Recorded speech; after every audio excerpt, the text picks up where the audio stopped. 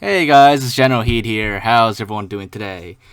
So for today's video, well, yesterday's video, you might remember I mentioned that the video we did yesterday was the first part of a two-part video essentially.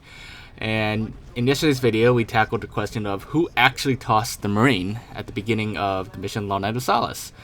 Because, normally most people probably thought it was an elite that tossed the Marine. At least it seems that way. But see this Marine here? It seems like a Marine tossed it, but in reality, after much testing we did, we actually found out that what actually tossed the Marine was an invisible explosive force. The Marine spawns in, and if you're close enough to the force when it spawns in, you can actually feel it, and it actually is an explosive force. But you can't see it. You can feel it though, but in theater mode you can't see it, so the only way to actually notice it is you have to get close enough. So for today's video now, the second part of basically yesterday's video, we're going to be seeing if we can actually save that Marine. So in yesterday's video you saw that we actually got into that hallway before the elite and the Marine spawned in somehow. So today we're going to be covering how we did that, because that is part of the trick to saving the Marine, which answers the question I guess, which is yes, you can save the Marine, and now we're going to show you how. So you will need about 3 players to do this. It's best with 3 players, really. One player needs to keep jumping right from the very start. Jumping and perhaps jumping and meleeing so that you don't get a checkpoint. That's the purpose of that. The reason why you don't want to get a checkpoint just yet is because something we do later is going to take quite a lot of tries. So you're going to want a good checkpoint. Now, another player here needs to grab the drop shield. And once they have the drop shield, just start clearing some enemies here. And once you've cleared enough enemies, then you need to make your way, just stick around this area, and then make your way to this little rock here, this giant rock, and then make your way up to the very top. And this player just needs to wait here until all the enemies are dead, and a pelican will fly in to drop off Marine reinforcements. Now, whoever's doing the jumping from earlier to delay checkpoint, they need to keep jumping and meleeing the entire time. But anyway, so the player with the drop shield needs to jump onto the pelican and just keep tapping the X button to like almost activate it but not fully activate the drop shield. That will keep them on top of the pelican as it's flying. And then after that, once it flies over here, you can just jump off and then land over here. And that's it, you'll be out of the map. Now at this point, whoever's not doing the jumping and meleeing can kill themselves and spawn out here with the other player. And then if you want the third player to come out with you, which I do highly recommend, one person out here needs to do a jump and melee so the other player can also spawn out here. Which, as you can see, we're doing right now. But basically, no matter what, at least one person has to be doing the jumping and meleeing to delay the checkpoint. So if you want to spawn one person with you, at least have one person do that to delay the checkpoint. Now once you're out here, take a look up ahead, and if you see a little white streak in the distance, then that's a good thing. That white streak is a crashed Seraph, which is what we're going to need to fly in a bit.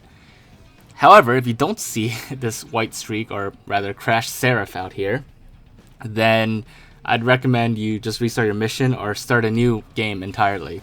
Usually the Seraph crashes out here pretty commonly. Sometimes it doesn't, in which case, like I said, just restart your mission. But if it does, then you're all set. Just make your way to the Seraph.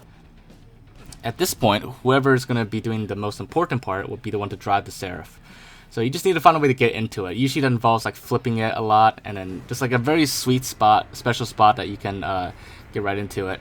And once you're in it, you can fly the Seraph. And yeah, I mean, technically this is a tutorial to an easier way to fly the Seraph. I know in a previous couple videos we've found other ways to fly Seraphs, but they were like much more difficult ways to get to a Seraph. But this way is a lot easier. But anyways, here's the important setup part. Whoever's in the Seraph, you want to fly to about right here-ish. And once you're about here, you want to have whoever's jumping and meleeing to stop meleeing. Once they stop meleeing and jumping, stopping both, then you will get a checkpoint.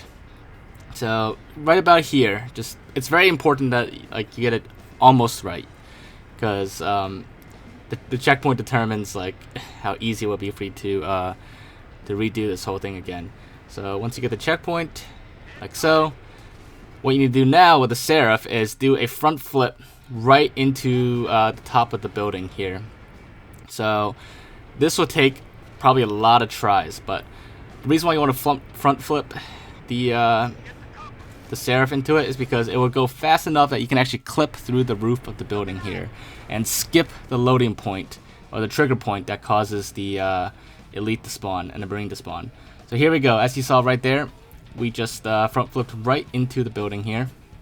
And this is actually a perfect one. We landed right in the hallway where we wanted to be. You may not always land in a perfect spot, and this actually took like a lot of tries. But yeah, once you're in here, then you've skipped the loading point. And so we did quite a few experiments. We spent like a couple hours on this actually.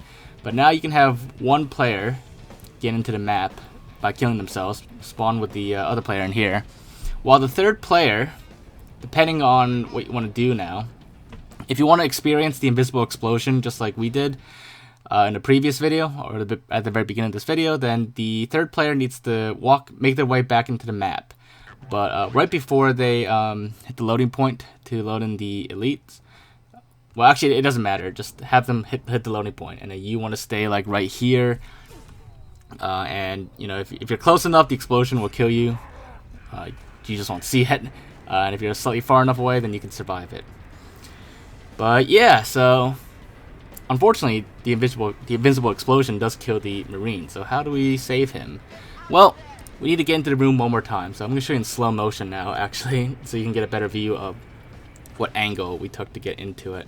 So it's pretty tricky. It's like you have to get it like almost like spot on. But there's like a certain distance that you can land that you'll skip the loading point. Sometimes you might land like before the loading point and you'll end up loading it. But in this case, even like right before the door is good enough to skip it. So that's what we just did there again. And now, how do we save the Marine? Well, like we've done in some previous videos back in Halo 3, for these kind of heavily scripted events, like the scripted Marine spawn in and then the scripted invisible explosion, unfortunately there's no way to stop the explosion from killing the Marine.